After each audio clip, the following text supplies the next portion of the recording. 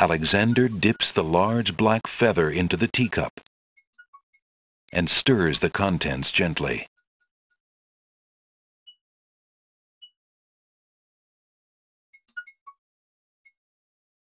To his amazement, the jet black color of the feather slowly drains from end to tip into the teacup.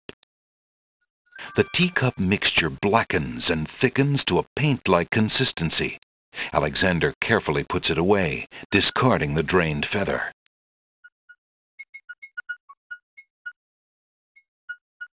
To paint something, Alexander must first choose a location where he wants to paint. The paint can then be used on that location. Feeling artistically inspired, Alexander decides to make use of the large blank castle wall.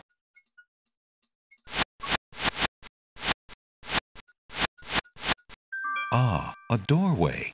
Just what Alexander was thinking this wall needed.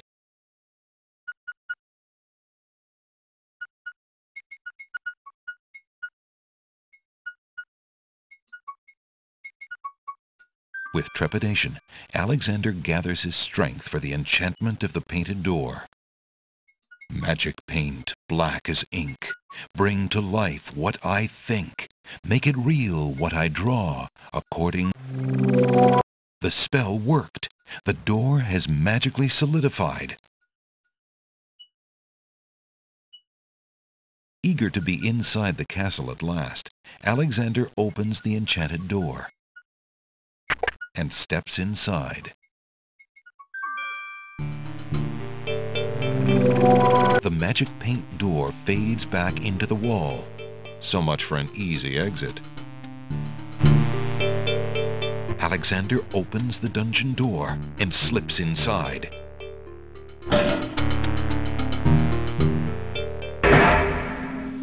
Mother? Mother, where are you?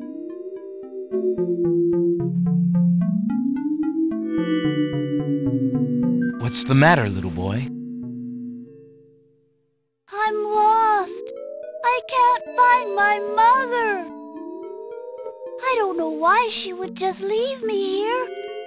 I've been alone ever so long. You must be the son of the spirit I met in the realm of the dead. She gave me this handkerchief and asked me to tell you that she's waiting for you there.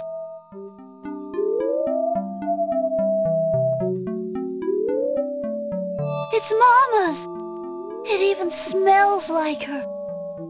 I can feel her now. I know where to go. Wait. Before you go, is there anything you can tell me about the castle?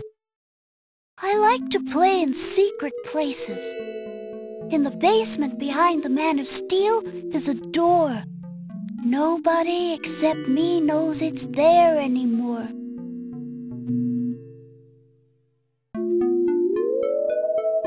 Farewell.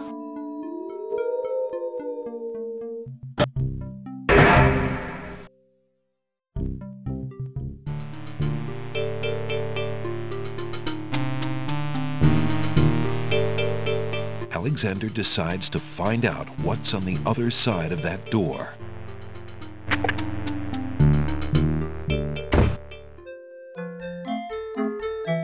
Prince Alexander, I can't believe it! How did you get into the castle? Well, Actually, it's a little hard to explain. I bet. You run a terrible risk of being here, though. The castle is crawling with guard dogs, especially today. The Wazir will have your hide if he finds you. I know that, Jallo. But Cassima is being married today. What greater risk is there than that? Of course you're right. Young love. I forgot what heartburn it is. But what are you supposed to do about it? I've got to try to see her. Maybe even stop the wedding. Is that all? And here I thought you would try something dangerous. Oh. Don't worry about me, friend. Just tell me, where is Cassima? As far as I know, she's still in her bedroom upstairs. You'd never make it up there, though. The guard dogs are everywhere, and they're very loyal to the crown. Unfortunately, Right now, the crown means Alhazred. If we had proof of something truly afoul, the guard dogs might listen. As it is, they're your enemies, not his. I understand. I've had no lack of enemies since I got here. In fact, you'd almost think I wasn't welcome. And they say princes have no sense of humor. Well, I can see there's no putting you off. For Casima's sake, I wish you luck. I'll be here if there's anything you need. Thanks, Jalo.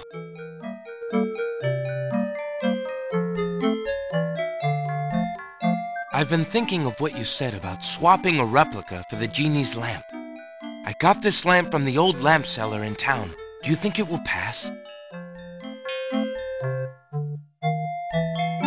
Why, yes!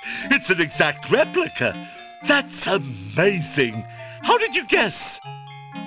I suppose it was intuition. I'll have to wait for the right moment, mind you. But I should be able to get close enough to swap this for the real thing, and none shall be the wiser. Now you shall see Jalo's skill. I'm sure your hands are mightier than my sword, my clever friend. Go ahead and do as you've planned, and let me worry about swapping the lamp. If I accomplish the trickery, I'll manage to get the lamp to you somehow. You never fear. I have faith, Jalo. You are a true friend. Aw, shucks. I'd do anything for the princess.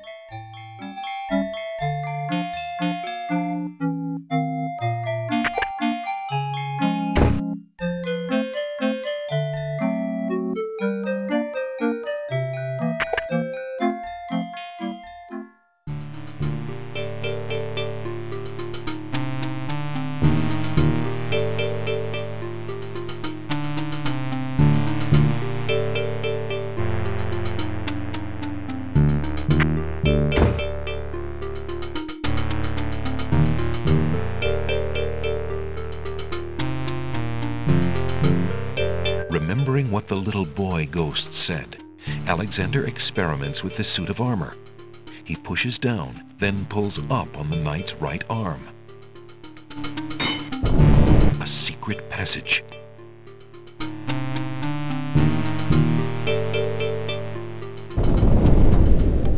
Alexander hears the sound of voices coming from nearby. Alexander peers through the chink in the wall. Captain, I've been hearing rumors from the guards who've been watching the princess. They say lately she's been pounding on her door and begging to be let out. Ain't none of my business, sir, but news like that is upsetting the other dogs. Ain't no guard in the castle who would willingly keep the princess anywhere she don't want to be. Alhazred claims that a foreign intruder is here to assassinate her. That's why she's got to be kept under lock and key, right up until the wedding. Call me an old dog that can't learn new tricks, but I say the princess should be the one given the orders. Alhazred has been in charge for months, what with the king's death and Casima's mourning. Tonight, the wedding will seal it, and there's nothing we can do about it. Like him or not, he's our liege. Need I remind you of your oath to the crown? Aye, we've an oath. For the sake of the princess, we'll not be forgetting it. He'd just better treat her well. Speaking of the Wazir, what do you reckon he's keeping in that magical room of his? It's not a magic room. It's just the door he's enchanted somehow. I say he's still got the royal treasury in there, along with whatever else he's so eager to protect. Not even the court treasurer is allowed in there anymore. I heard him in the hall the other day. He was speaking of that door. Black magic is what I say. I heard him say, Ali, but then Bay came up and started yapping at me. Enough! It is not our place to question the practices of our liege, no matter how strange. The wedding will be starting soon. Report to the throne room when you hear the music start.